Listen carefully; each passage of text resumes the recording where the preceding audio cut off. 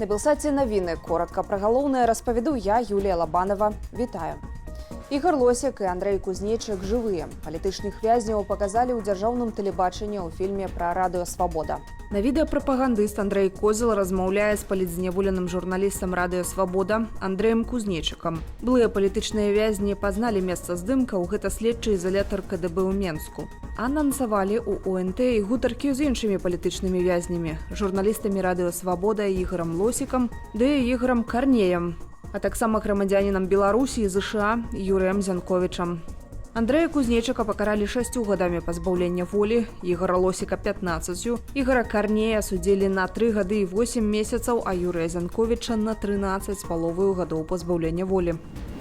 Тэхналогіі, што не адпавядаюць сучасным патрабаванням, у Расіі заявілі, што выявілі прычыны, праз якія масава гараць аўтобусы Менскага аўтамабільнага заводу. Прадстаўнік камітэту транспарту расійскага Санкт-Петербургу апавёў выданню «Фонтанка», што прычыны ўзгарання палягаюць у кароткім замыканні і няспраўнасцях прылады гідраўлічнага прываду. Аднак глыбінную падставою сталася тое, што кампаноўка машынаў доўгі час не мяняецца. Пры гэтым новыя прылады, як камеры назірання, валідатары ці медыяэкраны, патрабуюць значна больш энергіі, чымся можа выпрацаваць генератар. У выніку энергасістэма аўтобуса не вытрымлівае цяжару. Са словаў чыноўніка, беларускі вытворца развязаў гэтую праблему. Праз шматлікія ўзгаранні мазу ўлады Санкт-Петербургу па-за летась нават спынялі эксплуатацыю ў горадзе беларускіх аўтобусаў. Да еўрапейскіх санкцыяў у дачыненні рэжыму Лукашэнкі далучыліся 8 краінаў, што не ўваходзяць у еўразвяз. Апроч відавочнай Украіны, гэта Албанія, Боснія і Герцагавіна, Ісландыя, Ліхтэнштэйн, Чарнагорыя, Паўночная Македонія і Нарвегія. Паводле Рады Еўразвязу, гэтыя краіны сінхранізавалі нацыянальную палітыку з санкцыйным рэжымам Аб'яднанай Еўропы ў дачыненні Беларусі. Краіны ўхвалілі пакет абмежаванняў, прыняты летась 16 снежня. У абноўленым спісе 26 асобаў. Суддзі, кіраўніцтва папраўчых калоніяў і чыноўнікі, блізкія да Лукашэнкі бізнэсоўцы. Сярод кампаніяў аператор «Влата Лагістык», што валодае транспартава-лагістычнымі цэнтрамі Брузгі і Бераставіца, а таксама кампанія «Рузэкспедыцыя», што дапамагае рэжыму абмінаць санкцыі.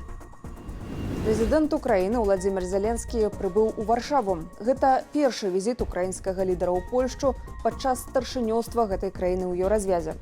Паводле Андрэя Ермака, кіраўніка офісу Зеленскага, абмяркоўваць будуць вайну, зброю, санкцыі, гісторыю пазлаблення расійскай энергетыкі. У праграме таксама перамовы наконт эксгумацыі ахвяраў валынскай трагедыі. Візіт украінскага прэзідэнта адбываецца праз 5 дзён пасля заявы прэм'ер-міністра Польшчы Дональда Туска аб прагрэсе ў дамовах наконт правядзення эксгумацыі згаданых ахвяраў на украінскай тэрыторыі. Трагедыя ў Валыні адбылася ў 1943 годзе. Тады украінская паўстанчая армія здзейсніла этнічныя чысткі польскага насельніцтва. У выніку загінуць маглі больш за 100 000 палякаў. На сёння вядомыя толькі 5% месцаў пахаванняў ахвяраў злачынства. 15 студзеня 1994 Білл Клінтон прыляцеў у нашу краіну. У Менску Клінтон правёў шэраг сустрэчаў, між іншага з тагачасным старшынём Вярхоўнага Савету Станіславам Шушкевічам і старшынём Савету міністраў Вячаславам Кебічам, кіраўніком парламенцкай апазіцыі БНФ Зяноном Пазняком. Таксама за 6 гадзінаў, праведзеных у Беларусі, Клінтон падпісаў дамову пра ўзаемную абарону інвестыцыяў, усклаў вянок да манументу перамогі, выступіў перад моладдзю Акадэміі навук і наведаў Курапаты, дзе незадоўга да візіту высокага госця ўсталявалі мемарыяльны знак, вядомы як «Лава Клінтона». У Івацевічах уратавалі бусла, які застаўся ў горадзе зімаваць. Часам птушка праз слабое здароўе можа не быць гатовая да доўгага пералёту, а мінусавыя тэмпературы вельмі небяспечныя. Бусла, які хаваўся пад гаўбцом, заўважылі мясцовыя жыхары і паведамілі ветэрынарам ды ў службу МНС. На ратавальную аперацыю прапануем паглядзець і вам без каментара.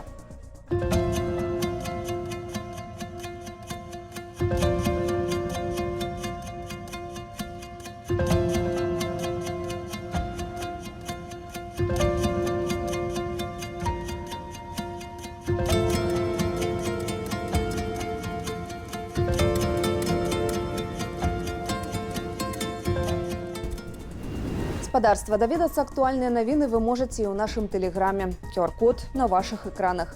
Подписывайтеся на канал, калі вы не жывяце ў Беларусі, каб быць у курсе апошніх падзеяў разам з Белсатам. Мне на гэтым усе навіны. Падсумаванне інфармацыйнай карціны дня глядзіце о 20-й ў аб'ектыве. Заставайцеся з Белсатам.